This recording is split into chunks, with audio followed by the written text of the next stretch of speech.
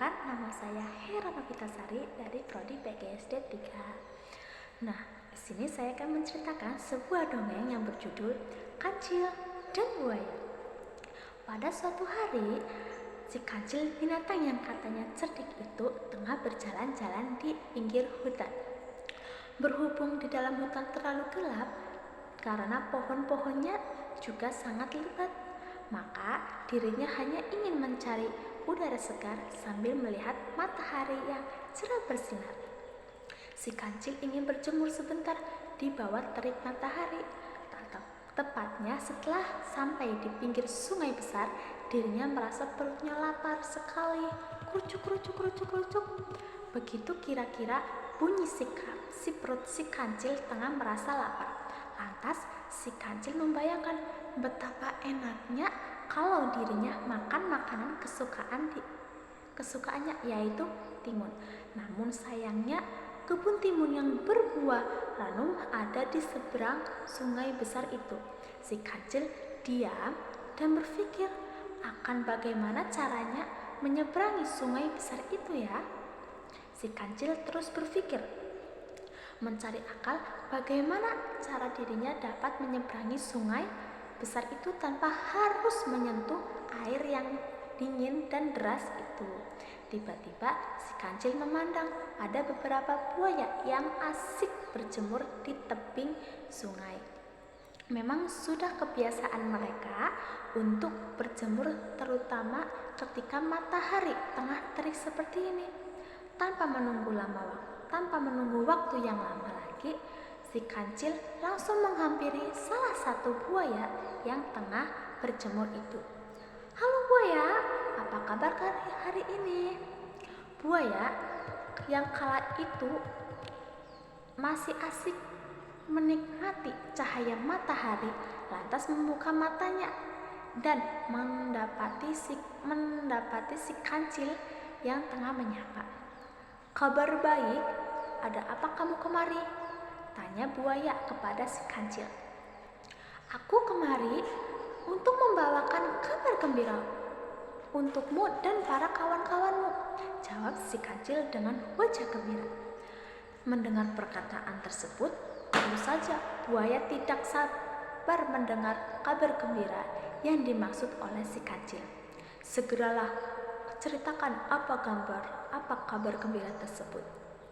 Si kancil kemudian berkata, "Aku kemari diperintahkan oleh Raja Hutan kita supaya menghitung jumlah buaya yang ada di sungai ini, sebab sang Raja Hutan hendak memberikan hadiah kepada kamu dan para kawan-kawanmu." Nah, mendengar nama Raja Hutan tentu saja langsung membuat buaya percaya dengan pembicaraan tersebut. Baiklah kancil, kamu tunggu di sini dulu ya. Aku akan turun ke dasar sungai untuk memanggil semua kawanku," kata buaya langsung merangkak secara cepat menuju dasar sungai. Sementara menunggu buaya dan kawannya lainnya datang, si kancil tengah berangan-angan untuk segera menikmati timun favoritnya. Tak lama kemudian, semua buaya yang awalnya berada di dasar sungai telah berkumpul di tebing sungai. Si kancil lantas memulai pembicaraan kembali. "Hai buaya sekalian, aku kemari karena telah diperintahkan oleh sang Raja Hutan untuk menghitung kalian semua. Sebab sang Raja Hutan hendak memberikan kalian semua hadiah istimewa pada hari ini. Maka dari itu, berbarislah kalian semua dari tebing sebelah sini sampai tebing sebelah sana ya." Mendengar perkataan si kancil yang berhubungan dengan Raja Hutan, tentu saja langsung membuat para buaya melaksanakan tanpa membantah.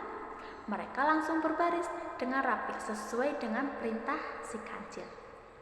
"Nah, si kancil, sekarang hitung kami semua," kata salah satu buaya yang paling besar. Si kancil kemudian mengambil sepotong kayu yang berada di sekitar lalu melompat ke atas tubuh buaya pertama di tepi sungai.